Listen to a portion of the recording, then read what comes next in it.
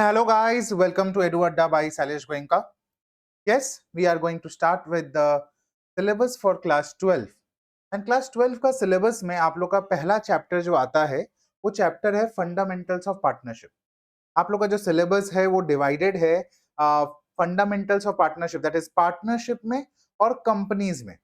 जब हम लोग बात करते हैं पार्टनरशिप का तो वहां पर there are certain limitations which is imposed by the partnership act 1932. Partnership act 1932 which is a law या an act which is governed by the parliament of India, और उसके अंडर में आपको कुछ ना कुछ लिमिटेशंस दिए गए हैं.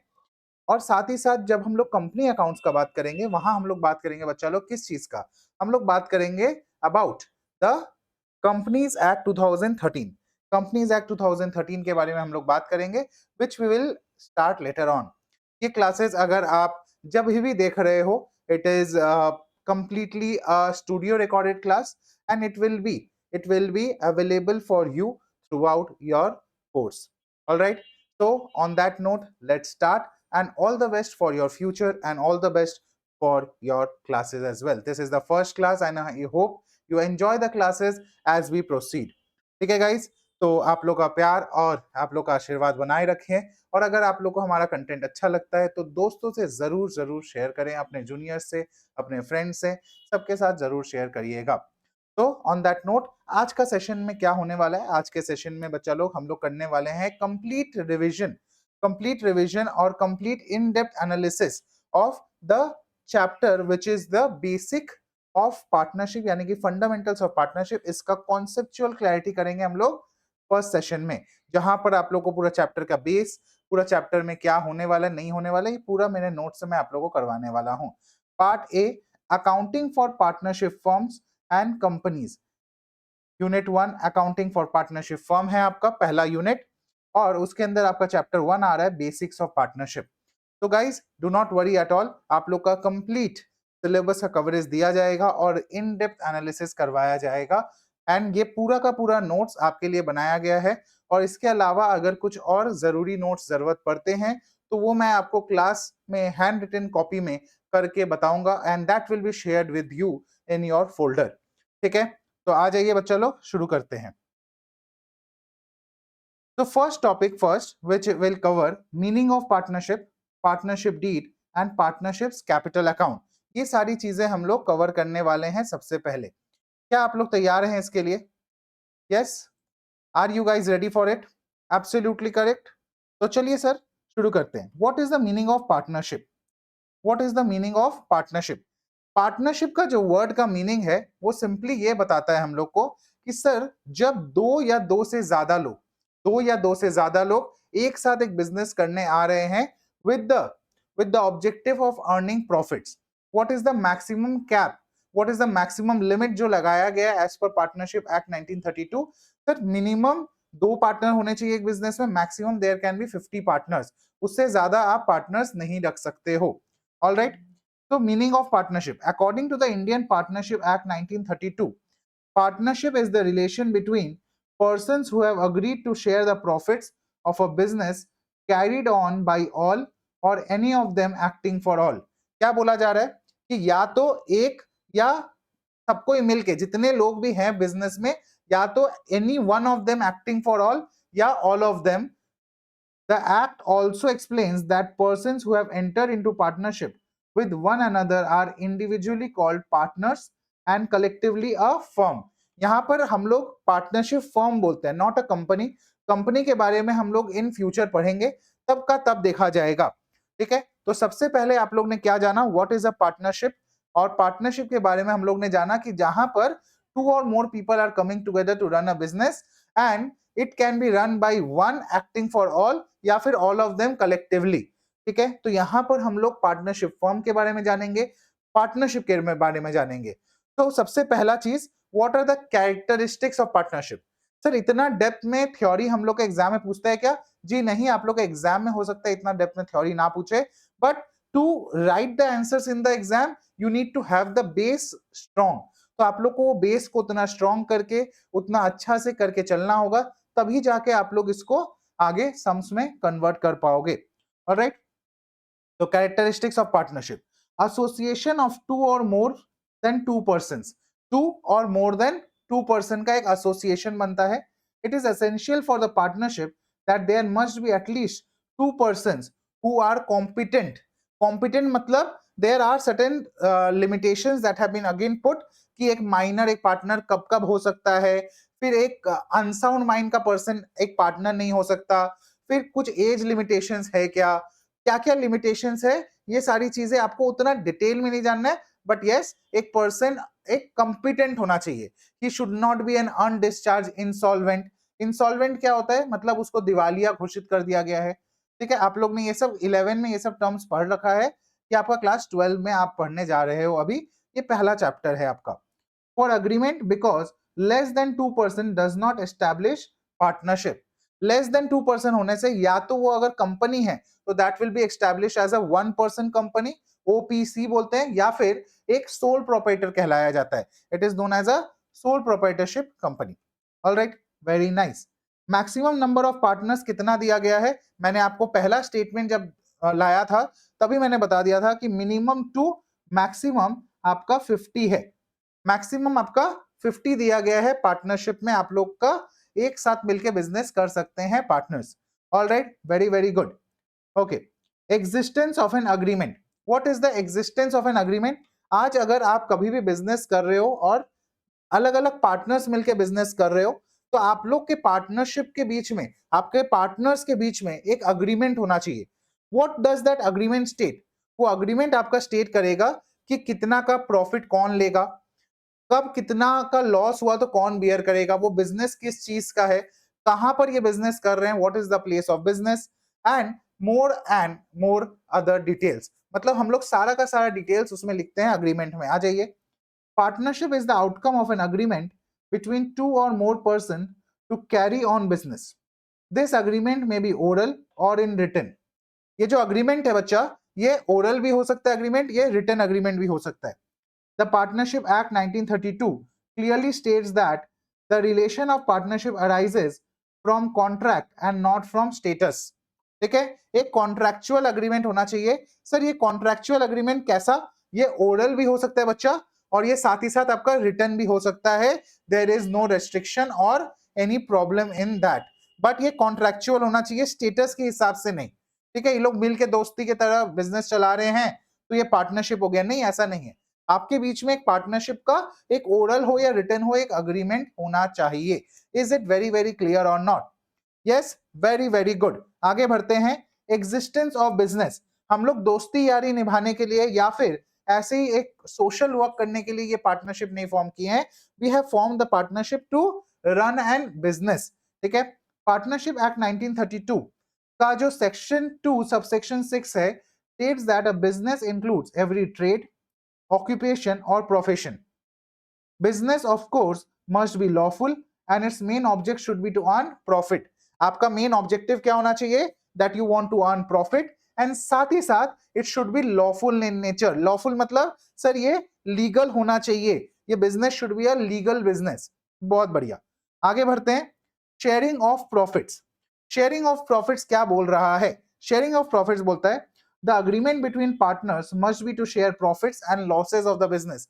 जो अग्रीमेंट है it should be there to share the profits and the losses of the business. आप प्रॉफिट एंड लॉसेस को शेयर करने के लिए बिजनेस को रन कर रहे हो. Thus sharing of profits and losses, ये जो टर्म है sharing of profits and losses, this becomes very very important. This is a critical part and ये बहुत इंपॉर्टेंट भी बन जाता है.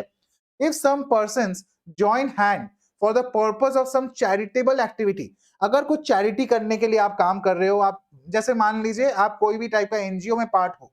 हाँ, बहुत सारे बड़े बड़े एनजीओज हैं internationally, Lions club international, rotary club, या कोई भी लोकल एनजीओज भी होते हैं. आप अगर वो काम कर रहे हो, it will not be term as partnership, then it is not a partnership. तब आप क्या कर रहे हो? चैरिटी कर रहे हो. नाउ लास्ट पॉइंट क्या है यहाँ पर कैरेक्टरिस्टिक्स में? Last point states the liability of the partners. Sir ये लायबिलिटीज क्या क्या है पार्टनर्स के? लायबिलिटी ऑफ द पार्टनर मतलब सर एक पार्टनर अगर है बिजनेस में, एक पार्टनर अगर है, what is the liability that he carries? Liability याद रखना, अनलिमिटेड लायबिलिटी, याद रखो, unlimited liability and jointly and severally. ये की वर्ड्स है, jointly and severally and also unlimited. आ जाइए, each partner is liable jointly with all the other partners and also severally to the third party for all accounts for all acts, for all acts मतलब यहां पर वापस पढ़ते हैं, ये बहुत इंपॉर्टेंट पॉइंट है, इसको मार्क कर लेना, very very important. liability of the partner, each partner is liable jointly with the other partners and also severally to the third party for all the acts of the firm done while he is a partner. His private assets can also be used for paying off the firm's debt. बहुत important point है। मान लीजिए आप लोग दो partners है ए and B. B ने क्या किया, कुछ ना कुछ फॉल्स एक कॉन्ट्रैक्ट में वो एग्री कर गया और वो किसी को फ्रॉड के केस में इन्वॉल्व कर लिया, मतलब he was a fraudulent person. A and B आप लोग दो पार्टनर्स थे, B was a fraudulent person, उसने किसी को धोखा दिया जिसकी वजह से फर्म के ऊपर 1 करोड़ का लाइबिलिटी आ गया। फर्म के ऊपर अगर 1 करोड़ का लाइबिलिटी आया लेकिन फर्म के पास 1 करोड़ रुपया है ही नहीं, then in that case what will happen, in that case simply आप भी उस लाइबिलिटी के लिए इक्वली रिस्पॉन्सिबल हो जाओगे। अगर उस पैसे को देने के लिए आपका पर्सनल एसेट भी बेचना पड़ा, you being mister A, B के पास अगर पैसे नहीं है तो आपसे भी वो पैसा लिया जा सकता है। Is it very very clear और नॉट? यस, बहुत बढ़िया। आ जाते हैं next, partnership deed. What does the partnership deed state? Partnership deed एक रिटन डॉक्यूमेंटेशन होता है, वो अग्रीमेंट का जो कॉन्ट्रैक्ट बना था उसका एक रिटन डॉक्यूमेंटेशन को हम लोग बोलते हैं partnership deed, and it contains all the rules and regulations of the business that we are into. वो उस बिजनेस का सारा डिटेल्स लिखा हुआ रहेगा उसमें। According to section 5 of the Indian partnership act,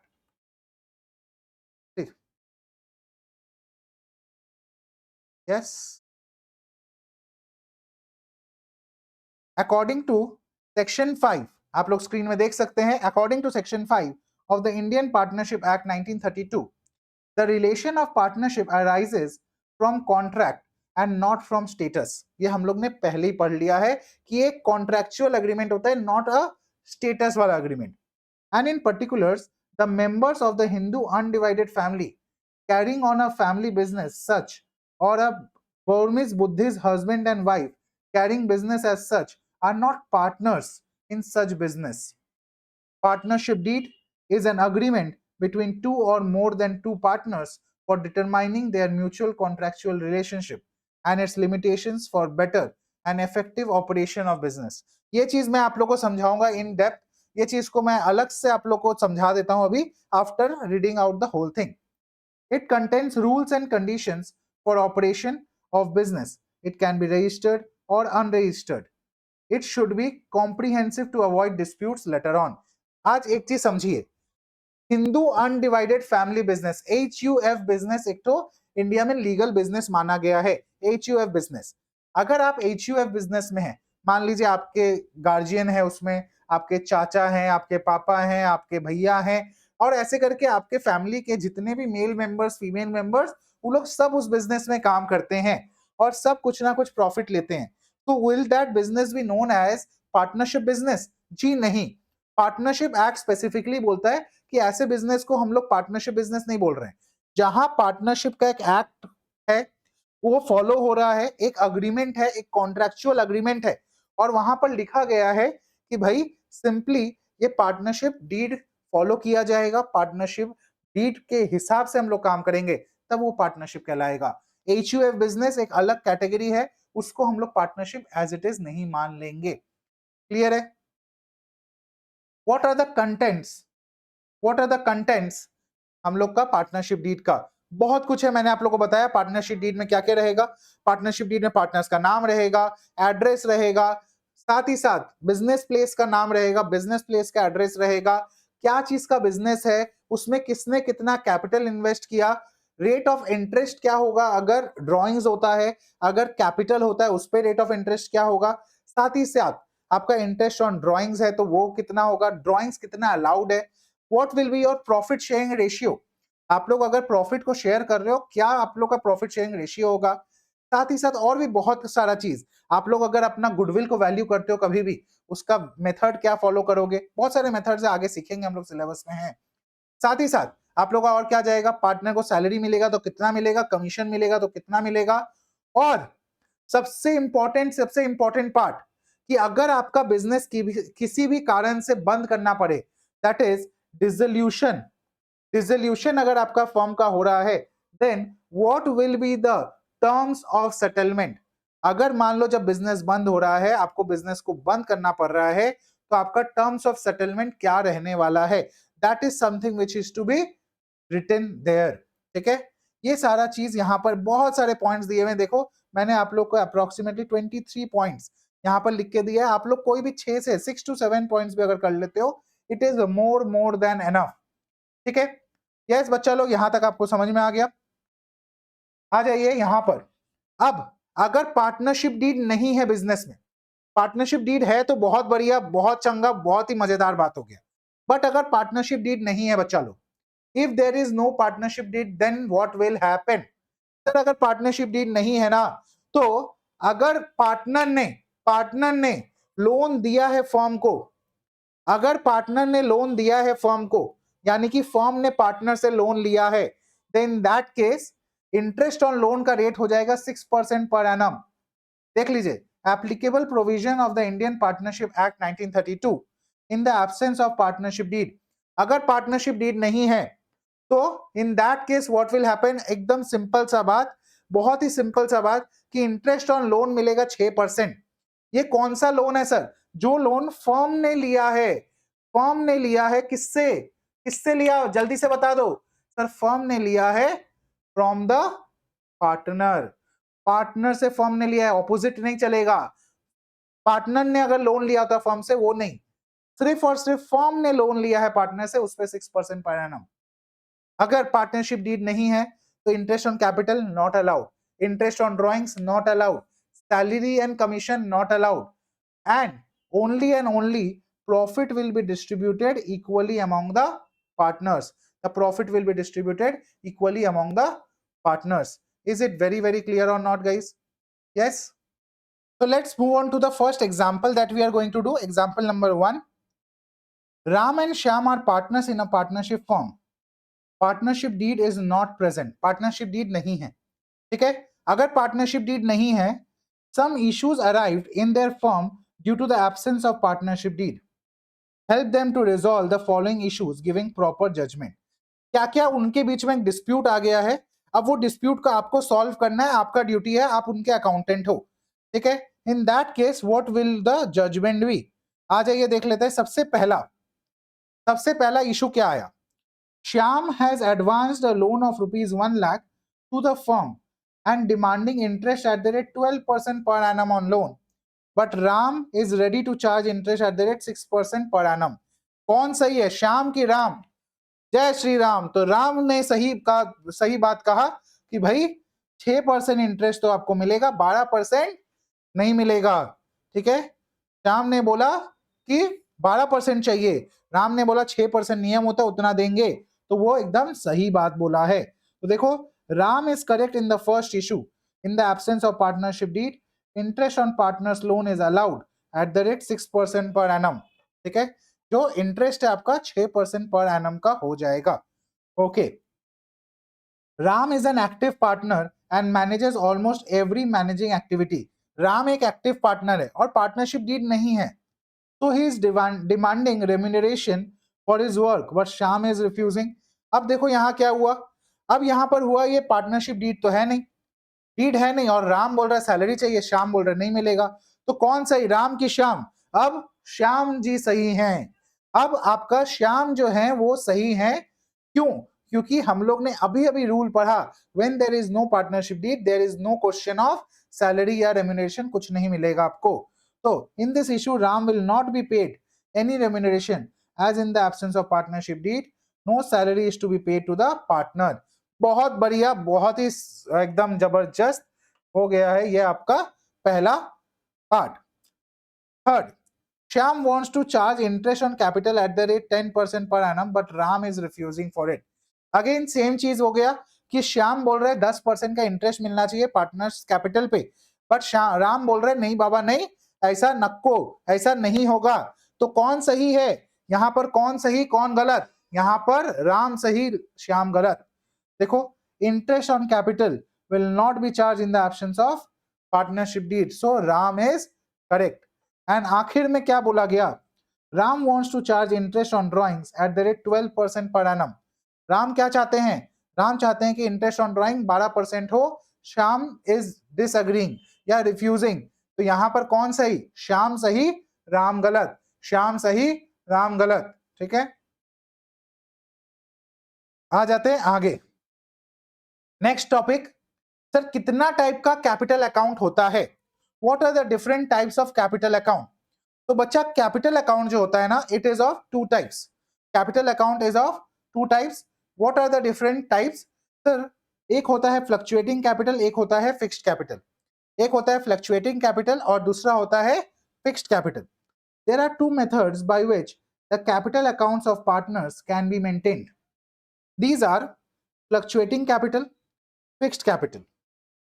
Fluctuating capital is a type of capital account which changes, fluctuates every time when there is addition in capital or withdrawal of capital. मतलब fluctuating capital जो होता है वो क्या होता है, हमेशा change होता रहता है, हमेशा, चाहे एक इंटरेस्ट भी मिल रहा है पार्टनर को, सैलरी मिल रहा है, कमीशन मिल रहा है, ये क्या होगा, हर चीज की वजह से आपका कैपिटल बदलता रहेगा।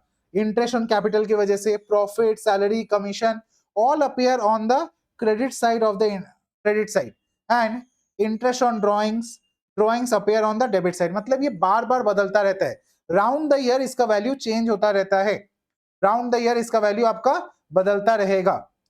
दूसरा हाथ में आता है फिक्स्ड कैपिटल, दूसरे हाथ में आता है बच्चा आपका fixed capital. What is fixed capital here, sir fixed capital मतलब एकदम सिंपल बात होता है कि जब आपका कैपिटल एकदम फिक्स्ड रख दिया जाए और उसको बार बार ना बदला जाए, कैपिटल को बार बार चेंज ना किया जाए, उसको हम लोग बोलेंगे फिक्स्ड कैपिटल।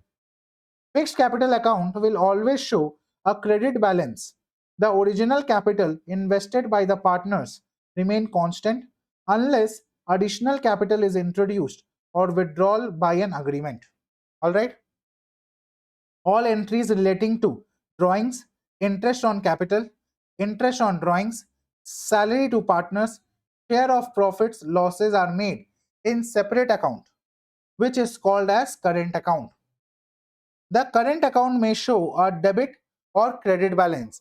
current account का बैलेंस डेबिट भी हो सकता है, क्रेडिट भी हो सकता है। सर यार इतना सारा इंग्लिश हो गया, इतना कुछ बोल रहा है, थोड़ा सा सिंपल वर्ड्स में बता दीजिए। सिंपल वर्ड्स में मैं बता देता हूं आपको, एकदम सिंपल।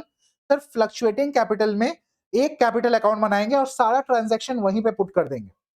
फिक्स्ड कैपिटल में हम लोग एक कैपिटल अकाउंट तो बनाएंगे, साथ में एक सेपरेट अकाउंट बनाएंगे जिसका नाम है करेंट अकाउंट। ठीक है, फिक्स्ड कैपिटल में सिर्फ कैपिटल का बैलेंस लिखेंगे और अगर कोई एक्स्ट्रा पैसा आया या विड्रॉ हुआ उसको लिखेंगे। और फ्लक्चुएटिंग कैपिटल के केस में क्या करेंगे सर, वहां पर सारा चीज एक ही अकाउंट में होगा। फिर फिक्स्ड कैपिटल में बाकी transaction, interest, salary, commission, profit, ये सब कहां जाएगा, छोड़ दें? नहीं बाबा, नहीं छोड़ेंगे, नहीं, एक सेपरेट अकाउंट बनाएंगे जिसका नाम है करेंट अकाउंट। तो हम लोग वहां पर करेंट अकाउंट में हर चीज को एंट्री करके चलेंगे, करेंट अकाउंट में हर चीज का एंट्री हो जाएगा। ठीक है, क्लियर है क्या? यहां तक कोई भी डाउट है किसी को भी तो जल्दी से पूछ लीजिए। नहीं है डाउट्स सर? एकदम भी डाउट्स नहीं है, आ जाइए, आगे बढ़ते हैं। चलो, तो अब हम लोग क्या जानेंगे, preparation of profit and loss appropriation account. अभी तक आप लोग ने जब क्लास 11 में पढ़ाई किया, क्लास 11 में जब आप लोगों ने पढ़ाई किया था, वहां पर एक चैप्टर सीखा था जिसका नाम था sole proprietorship. Sole proprietorship, sole proprietorship में हम लोग ने क्या सीखा सर? सोल प्रोप्राइटरशिप में हम लोग ने सीखा था जब फाइनल अकाउंट्स बनता है, जब फाइनल अकाउंट्स बनता है तो हम लोग सबसे पहले बनाते हैं ट्रेडिंग अकाउंट। ट्रेडिंग अकाउंट से निकल के आता है मेरा ग्रॉस प्रॉफिट। ठीक है, फिर बनता है प्रॉफिट एंड लॉस अकाउंट जिससे निकलता है नेट प्रॉफिट। ठीक है, ये ग्रॉस प्रॉफिट को यूज करके नेट प्रॉफिट निकालते हैं। और फाइनली हम लोग बनाते थे वहां पर क्या, हम लोग वहां पर बनाते थे सर हम लोग का बैलेंस शीट। यहां पर क्या होगा, यहां पर पार्टनरशिप में यहां पर एक तो एक्स्ट्रा नया एडिशन आ जाएगा जिसका नाम है पीएल से निकल के आया पीएल एप्रो, पीएल से निकल के आया पीएल एप्रो। पीएल एप्रो का क्या यूज केस है? Sir what is the use case of PL appro? हम लोग पीएल एप्रो को क्यों बनाते हैं? नेट प्रॉफिट आपको क्वेश्चन में गिवन रहेगा, नेट प्रॉफिट आपके क्वेश्चन में गिवन रहेगा, आपको निकालना रहेगा net distributable profit, net distributable profit. मतलब अभी तक क्या किया हम लोग ने? ग्रॉस प्रॉफिट के केस में ट्रेडिंग अकाउंट बनाया था जिससे हम लोग का सारा डायरेक्ट इनकम एंड एक्सपेंस चला गया। जब हम लोग ने नेट प्रॉफिट निकाला तो सारा इनडायरेक्ट इनकम और एक्सपेंसेस चला गया। अब विद इन द पार्टनर्स के बीच का जो एडजस्टमेंट है, पार्टनर का सैलरी, पार्टनर का कमीशन, पार्टनर का इंटरेस्ट, पार्टनर का प्रॉफिट, ये सारा का जो एडजस्टमेंट है विद इन द पार्टनर्स, तो उसके लिए एक सेपरेट अकाउंट का जरूरत था। उसके लिए आगमन हुआ, उसके लिए ये बनाया गया पीएल एप्रो। ठीक है, उसी के लिए बनाया गया PL appropriation, profit and loss appropriation account. Alright,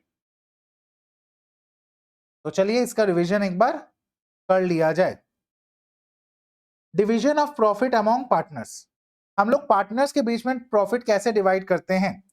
the net profit as shown by the profit and loss account of a partnership firm requires certain adjustments with regard to interest on capitals, interest on drawings, etc. If provided under the terms of agreement, in fact, it is an extension of the profit and loss account. ये क्या है? Profit and loss बनेगा, उसके बाद ही profit and loss appropriation बनता है, because it is nothing but an extension, it is just an extension of the what? Profit and loss account, and is credited with the net profit and interest on drawings and debited with interest on capital, salary to partner, etc. Credit में क्या आएगा? Credit में आएगा आपका profit, net profit, correct, and interest on drawings, और जितना और खर्चा है पार्टनर से रिलेटेड वो सारा डेबिट में आ जाएगा। The balance if any will be distributed among the partners in their agreed ratio. जो भी रेशियो में उन्होंने बोला है कि हम लोग प्रॉफिट एंड लॉस शेयर करेंगे, उस रेशियो में उस चीज को हम लोग रिकॉर्ड करके दे देते हैं। Journal entries regarding profit and loss appropriation account are as follows. बहुत इंपॉर्टेंट है, हम लोग का प्रॉफिट एंड लॉस अप्रोप्रिएशन से रिलेटेड जर्नल एंट्रीज क्या क्या होगा। सबसे पहला और सबसे इंपॉर्टेंट पार्ट कि जो प्रॉफिट मेरे पास था, जो नेट प्रॉफिट था, उस नेट प्रॉफिट को हम लोग पीएल से उठा करके पीएल एप्रो में लेके आएंगे, पीएल से उठा करके पीएल एप्रो में। If profit and loss account shows a credit balance, if profit and loss account shows a credit balance, यानी कि नेट प्रॉफिट अगर मेरे पास है तो एंट्री करेंगे profit and loss account debit, profit and loss को debit कर दिए, और PL appro to profit and loss appropriation account, इसको कर देंगे बच्चा हम लोग क्रेडिट, इसको कर देंगे क्रेडिट। ठीक है, नेक्स्ट, अगर मेरे पास लॉस है तो ऑपोजिट एंट्री, अगर पहले से ही बिजनेस में लॉस है तो जस्ट इसका opposite entry profit and loss appropriation debit to profit and loss account, profit and loss appropriation debit to profit and loss account.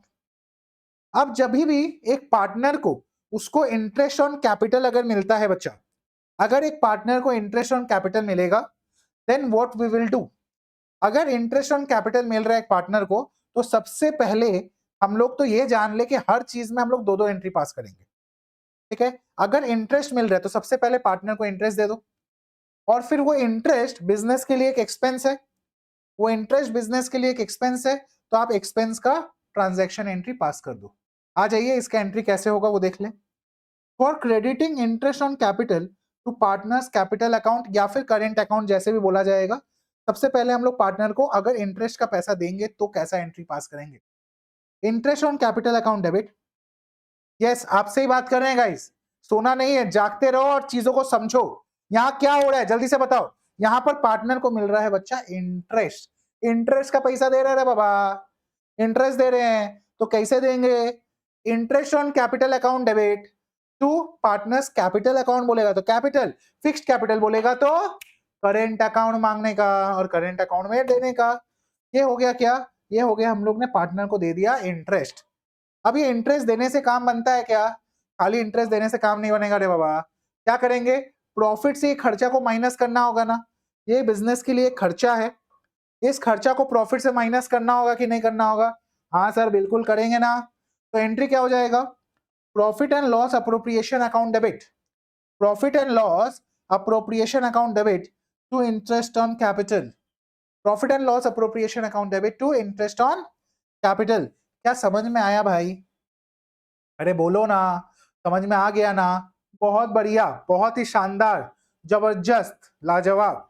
इसी तरीका से, सेम तरीका से अगर सैलरी का बोलेगा, कमीशन का बोलेगा, तो सेम सेट ऑफ एंट्री करने का रे भाई। देखो क्या करेंगे, सबसे पहले अगर सैलरी या कमीशन दे रहे तो एंट्री आंख बंद कर लो और अब बोलो सर जैसे इंटरेस्ट दिए थे तो interest on capital to partners capital किए थे, यहाँ सैलरी या कमीशन दे रहे हैं तो उसकी जगह हो जाएगा सैलरी या commission account debit to interest to partners capital या करेंट अकाउंट। सैलरी दो या कमीशन दो टू पार्टनर्स क्या कैपिटल या करेंट अकाउंट कर देंगे ना? हाँ सर कर दिया, चलो मान लिया।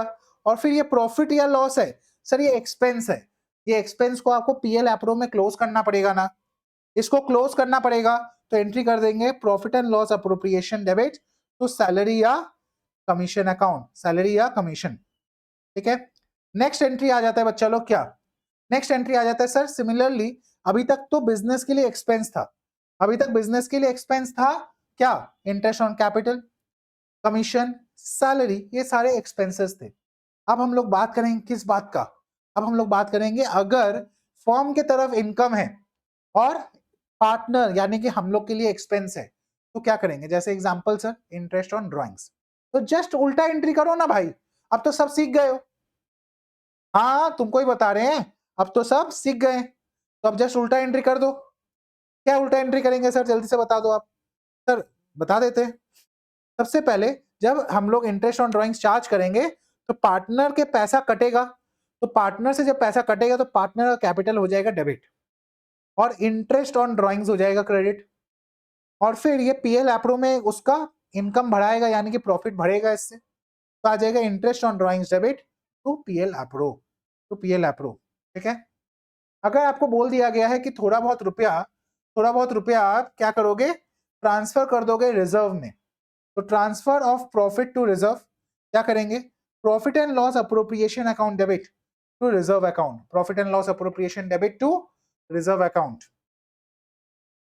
अब फाइनली जो पार्टनर का पैसा बच गया, जो प्रॉफिट बचा, वो प्रॉफिट को बांटने का तरीका होता है sir simple, profit and loss appropriation account debit to partners capital account या current account, to partners capital या करेंट अकाउंट। यहां तक एकदम चकाचक क्लियर है।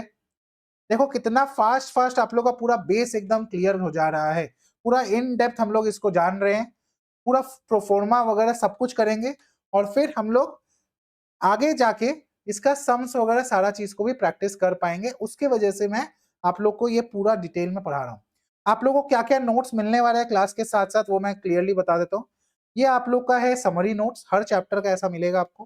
साथ ही साथ मैंने कुछ अराउंड 75 क्वेश्चंस का आपके लिए एक बढ़िया मैट बनाया है, हर एक चैप्टर का 75 questions which will include MCQ, short question, long question, जैसा जैसा एग्जाम में पूछा जाता है देखिए सब आपको दिया गया है 75 ऐसा क्वेश्चन।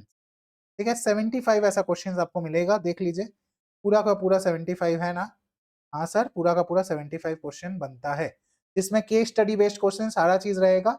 और सर आप लोग का जब ये प्रैक्टिस हो जाएगा ना, जब ये प्रैक्टिस हो जाएगा तो आपको इसका सोल्यूशन भी मिल जाएगा, इसका सोल्यूशन भी दे दिया जाएगा आपको।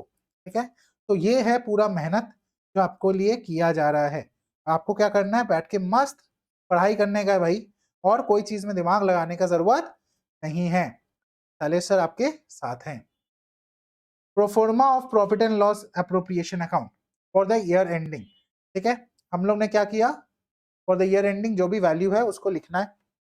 बाय नेट प्रॉफिट यानी कि profit shown by the PL, ये लिख देंगे। बाय पार्टनर्स कैपिटल या करेंट अकाउंट में इंटरेस्ट ऑन ड्राइंग्स जो आया वो लिख देंगे। टू पार्टनर्स कैपिटल सैलरी गया, to partners capital account commission गया, to partners capital account interest on capital गया, टू जनरल रिजर्व अगर कोई भी पैसा हम लोग ने रिजर्व में ट्रांसफर किया वो, और फाइनली जो प्रॉफिट है वो ट्रांसफर हो जाएगा कहाँ पे, तो प्रॉफिट ट्रांसफर हो जाएगा टू द पार्टनर्स कैपिटल या फिर करेंट अकाउंट, पार्टनर्स कैपिटल या फिर करेंट अकाउंट में ये पैसा ट्रांसफर कर देंगे। ठीक है, Profit and loss appropriation account is prepared only when there are certain adjustments related to partnership and for ascertaining net profit to be distributed among the partners. PL approach सिर्फ partnership में ही बनता है जब partners के बीच में कोई adjustment करना हो. It determines the individual profit of all partners. एक एक पार्टनर को कितना कब प्रॉफिट मिलेगा ये चीज डिटरमाइन होता है पीएल अप्रोच से. आ जाइए बच्चा एक एग्जाम्पल किया जाए. ठीक है, आ जाइए एक एग्जाम्पल करते हैं. Example number 2. एक एक टॉपिक समझेंगे, उसका एग्जाम्पल करेंगे और फिर मेन सम्स तो करना ही है. मेन सम्स तो करना ही है. ये नोट ऐसा है, ये नोट के बाद आप लोग अगर इस क्लास को भी कर ले रहे हो ना, देखो होने वाला है तो इसका 6 से 7 क्लास, इस चैप्टर के पीछे 6-7 क्लास लगता है. लेकिन अगर आप पहला क्लास भी कर ले रहे हो, माई टारगेट ऑलवेज इज, अगर आप कोई भी चैप्टर का फर्स्ट क्लास कर ले रहे हो मेरे साथ या ज्यादा से ज्यादा फर्स्ट या सेकंड क्लास, तो आपका बेस पूरा क्लियर हो जाना चाहिए. अब देखो एग्जाम में तो बहुत टाइप के सम्स आते हैं, तो हम लोग प्रैक्टिस बहुत सारा चीज करेंगे, बट आपके लिए इंपॉर्टेंट है आपका बेस बहुत अच्छे से क्लियर हो जाना चाहिए. तो आ जाओ. On 1/4/2013 bridge and Nandan entered into partnership to construct toilets in government girls school in the remote areas of Uttarakhand. पहला लाइन का कोई रेलिवेंस है? कोई रेलिवेंस नहीं है, ये जस्ट ऐसे ही आप लोग को टाइम पास करने के लिए दिया हुआ है. They contributed capitals of 10 lakh and 15 lakh respectively. ये काम का चीज है. वो लोग ने कितना कैपिटल दिया? 10 लाख एक ने दिया, एक ने 15 लाख दिया. Their profit sharing ratio was 2:3. उनका प्रॉफिट शेयरिंग रेशियो था 2:3. and interest allowed on capital as provided in the partnership deed was 12%. उनका जितना कैपिटल है बच्चा उसमें 12% का उनको इंटरेस्ट ऑन क्या मिलेगा? कैपिटल मिलेगा per annum. During the year ended 31st March 2014 the firm earned a profit of ₹2 lakh. Firm का मात्र 2 लाख का प्रॉफिट हुआ. 2 लाख का प्रॉफिट हुआ. अब देखो यहां पर ना थोड़ा सा नया टॉपिक आप लोग सीखोगे कि सर यहाँ पर जो प्रॉफिट है ना वो मेरे पास एनफ नहीं है, तो इस केस में हम लोग क्या करेंगे? पूरा इंटरेस्ट देने जाओगे तो लॉस हो जाएगा. तो हम लोग क्या करेंगे? हम लोग यहाँ क्या करें, क्या करें, क्या ना करें, ये कैसी मुश्किल है. तो आ जाइए आप लोग को मैं एक कॉन्सेप्ट बता देता हूं. Note, whenever there is a shortfall in the profit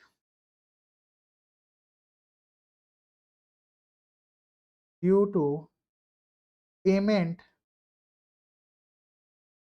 of interest on capital or any other appropriation, then क्या करेंगे? Then the available profit will be divided between the partners in their interest on capital ratio and not their profit sharing. इसका मतलब क्या हुआ? यहां पर अगर मेरा इंटरेस्ट देने के वजह से प्रॉफिट मेरा शॉर्टफॉल हो रहा है, लॉस हो जा रहा है, तो ऐसा लॉस हम लोग नहीं करेंगे. हम लोग क्या करेंगे? सिंपल, हम लोग के पास जितना रुपया होगा हम लोग उसी को इंटरेस्ट की तरह बांट देंगे इन द इंटरेस्ट का रेशियो. फॉर एग्जाम्पल यहाँ क्या हुआ देखो, वर्किंग नोट देखो, interest on capital of bridge कितना आ रहा है? 10 लाख का 12%, 1,20,000. इंटरेस्ट ऑन कैपिटल ऑफ नंदन कितना आ रहा है सर? 1,80,000. देखो ये दोनों को मिला के अगर टोटल देखोगे तो 3 लाख बन रहा है. 1,20,000 और 1,80,000, 3 लाख बन रहा है. बट हमारे पास कितना का प्रॉफिट है सर? मात्र 2 लाख का है. तो हम लोग उसी 2 लाख को ही इंटरेस्ट की तरह दे देंगे, but not in the profit sharing ratio. 2:3 का जो रेशियो था उसमें नहीं. पार्टनर्स के बीच में जो प्रॉफिट शेयरिंग रेशियो था उसमें नहीं देंगे. हम लोग कैसे देंगे सर? हम लोग देंगे simple proportionate profit. 1,20,000 by 3 lakh into 2 lakh, 80,000 bridge को मिलेगा। और मोहन को कितना नंदन को कितना मिलेगा? 1,80,000 बाई 3 लाख इंटू 2 लाख। यहाँ क्या हुआ सर, जो 3 लाख रुपए का टोटल इंटरेस्ट आया, इंटरेस्ट अगर 3 लाख पूरा देते तो 1 लाख का लॉस हो जाता। ऐसा मत करो, जितना रुपया है उतना ही इंटरेस्ट दो, जितना मेरे पास है, मेरे लेवल में जितना है उतना ही इंटरेस्ट हम देंगे, but not in the profit sharing ratio, but in the earning वाला रेशियो। जो जितना अर्न किया उस रेशियो में दे देंगे। यहां तक क्लियर हो गया? ये सबसे इंपॉर्टेंट पार्ट है कि अगर प्रॉफिट कम है तो क्या करेंगे। ठीक है सर, इंटरेस्ट ऑन कैपिटल निकालते कैसे? Interest on capital will be calculate at the rate as agreed by the partners as follows. Interest on capital is equal to capital invested into rate of interest into period months divided by 100 into 12, यानी कि कितना months के लिए उसका amount वो था same, और उसमें हम लोग ने क्या किया, उसको इंटरेस्ट लगा दिया। ठीक है, from the above formula interest will be provided for the full year on the capital at the beginning, and interest on additional capital brought during the year will be calculated from the date of introduction till the date of the end of the year। मतलब ऐसा भी होता है ना कि बहुत बार ऐसा होता है कि हम लोग कुछ पैसा अभी स्टार्टिंग ऑफ द ईयर से है और कुछ पैसा हम लोग बाद में एडिशनल इंट्रोड्यूस करते हैं। ठीक है, तो अगर बाद में आपका कोई भी पैसा इंट्रोड्यूस हो रहा है तो वो आप लोग को उतना मंथ्स का इंटरेस्ट ऐड हो जाएगा। If in the question closing capital is given instead of opening capital, तो हम लोग को क्या करना होगा? अगर मान लो क्वेश्चन में क्लोजिंग कैपिटल दिया हुआ है इंस्टेड ऑफ ओपनिंग कैपिटल, तो हम लोग को सबसे पहले तो ओपनिंग कैपिटल को कैलकुलेट करना होगा। कैसे? तो हम लोग ड्रॉइंग्स को और शेयर ऑफ लॉस को उसको क्या करेंगे? ऐड करेंगे। अगर कोई भी टाइप का एडिशनल कैपिटल आया था पूरा साल में, उसको माइनस करेंगे। अगर कोई भी प्रॉफिट दिया गया था पार्टनर को, उसको अगेन माइनस करेंगे। देखो आप लोग को एकदम सिंपल बताते हैं, opening capital is equal to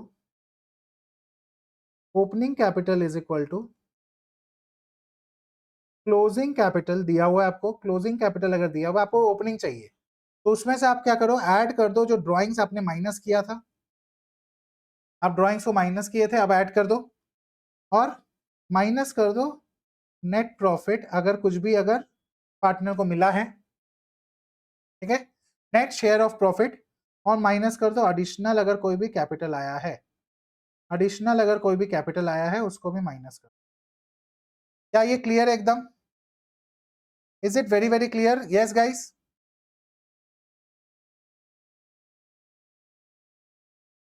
जल्दी से बता दो, is it very very clear?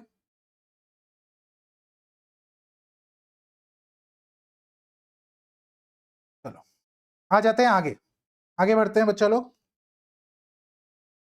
Calculation of opening balance of capital कैसे निकलेगा? Capital eight the end of the year यानी कि क्लोजिंग कैपिटल, ऐड करेंगे drawings made during the year, जो भी ड्रॉइंग्स किया गया ड्यूरिंग द ईयर उसको ऐड करेंगे। Share of loss debited for the year, अगर मेरा कुछ भी है इसको भी ऐड कर दो, और लेस कर दो अगर एडिशनल कैपिटल दिए हैं, या फिर शेयर ऑफ प्रॉफिट अगर है उसको भी लेस कर दो। ये हम लोग का आ जाएगा ओपनिंग कैपिटल, और उसके ऊपर हम लोग नॉर्मली अपना इंटरेस्ट निकाल देंगे। अगर आपका पार्टनरशिप डीड में, अगर आपके पार्टनरशिप डीड में बच्चा लो अगर इंटरेस्ट ऑन कैपिटल का रेट नहीं दिया हुआ है, देन हम लोग कोई भी टाइप का इंटरेस्ट ऑन कैपिटल नहीं देंगे। याद रखिए, अगर पार्टनरशिप डीड में मेंशन्ड है तो ही दिया जाएगा, अदरवाइज नहीं देंगे। क्या ये यहां तक क्लियर है? Is it very very clear till now? Yes, okay, यही चीज यहां पर बोला है। आ जाओ आगे। इंटरेस्ट ऑन ड्राइंग, सबसे important part, interest on drawings. Sir drawings क्या होता है? सबसे पहला बात, ड्राइंग्स इज दैट अमाउंट जो आप अपना पर्सनल यूज के लिए विड्रॉ करते हो फ्रॉम टाइम टू टाइम। आप अपने पर्सनल यूज के लिए अगर पैसा विड्रॉ कर रहे हो, अगर टाइम टू टाइम अपना पैसा विड्रॉ कर रहे हो, तो that is known as drawings. अब वो अगर मान लो आपने जो पैसा को बिजनेस में इन्वेस्ट किया, that is known as the capital. उस कैपिटल पे अगर आपको इंटरेस्ट मिल रहा है, तो सिमिलरली आपका अगर कोई भी ड्रॉइंग्स है तो उसमें इंटरेस्ट माइनस भी होगा, इंटरेस्ट आपको देना भी पड़ेगा फर्म को। तो सर वो कैसे निकालेंगे? वो कैसे निकालेंगे? तो देखो, एक होता है सिंपल इंटरेस्ट मेथड, ये कोई काम का नहीं है। ये आपका कोई काम का नहीं है। एक है प्रोडक्ट मेथड, ठीक है, ये भी आपके काम का नहीं है, कोई जरूरत नहीं है जानने का। अब आपको जो जानने का है वो है ये एवरेज पीरियड मेथड।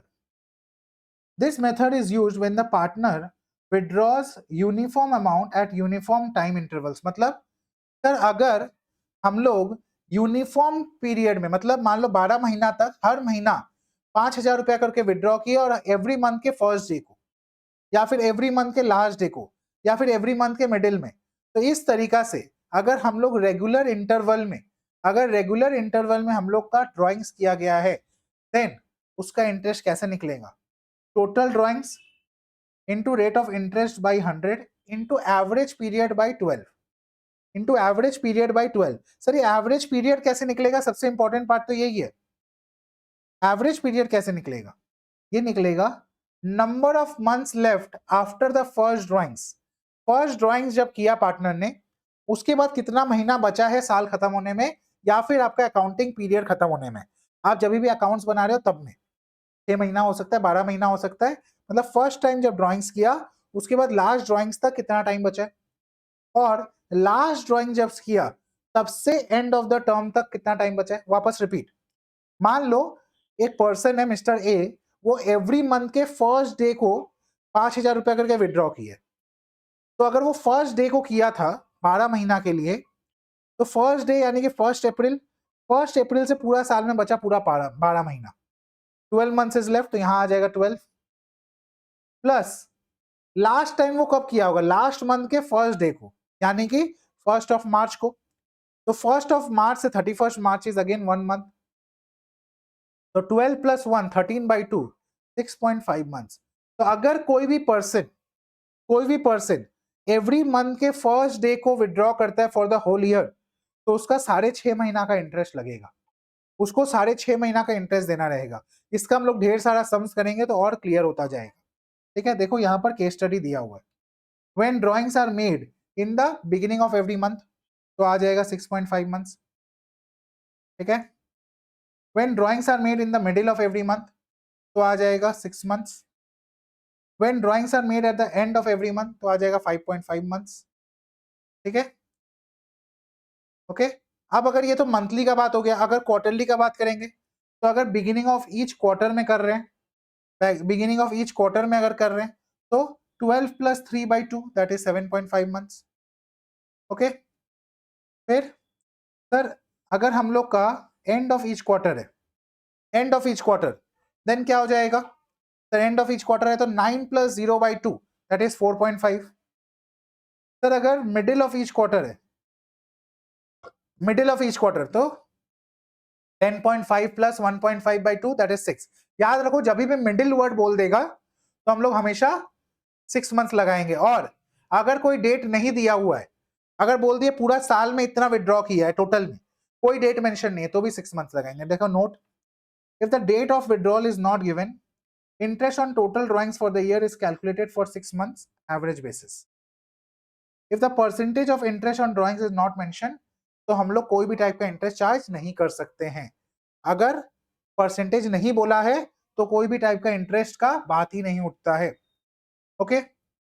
अब सैलरी और कमीशन बहुत सिंपल है, सैलरी और कमीशन का बहुत सिंपल बात है, यस।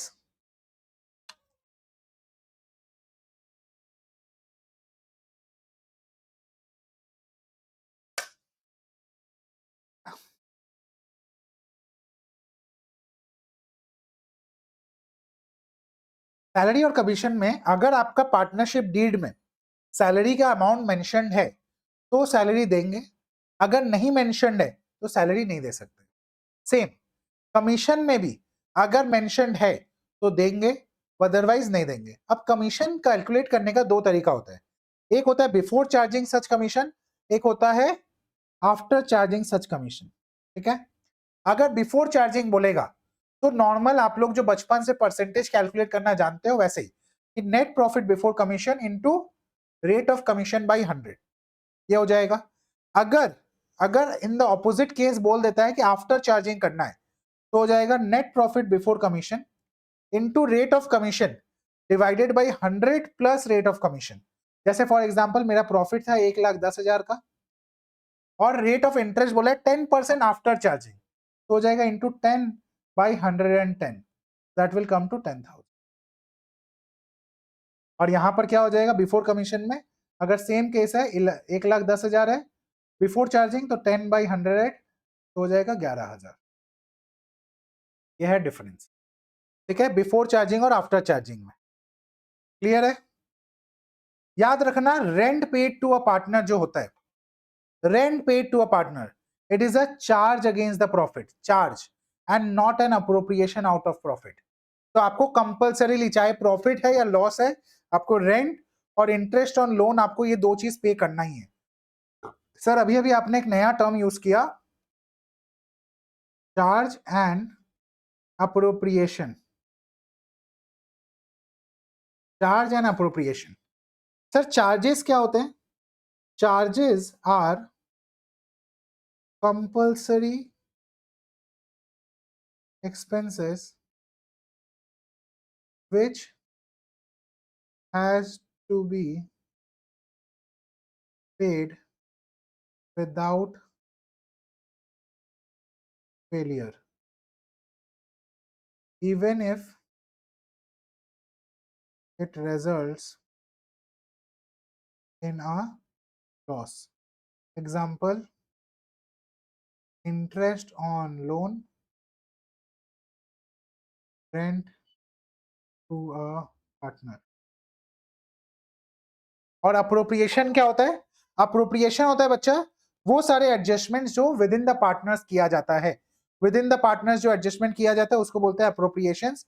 जैसे कि अप्रोप्रिएशन का एग्जांपल क्या हो जाएगा, वो कंपलसरी नहीं है, अप्रोप्रिएशन कंपलसरी नहीं होता है, प्रॉफिट है तो देंगे, नहीं है तो जितना है उतना तक ही देंगे। जैसे interest on capital, example interest on capital, ठीक है, इंटरेस्ट ऑन कैपिटल।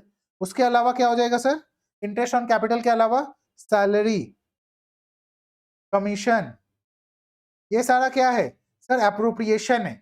अगर क्वेश्चन में बोल देगा इसको भी चार्ज की तरह ट्रीट करो, तो जो क्वेश्चन बोलेगा हम लोग वही करेंगे एग्जाम में। आ जाइए, ये एग्जाम्पल बनाया गया है मेरे दो दोस्तों के नाम, तो ये एग्जाम्पल उनके नाम। Himanshu and Mayank are partners in a partnership firm, they share profits in the ratio of 5:3.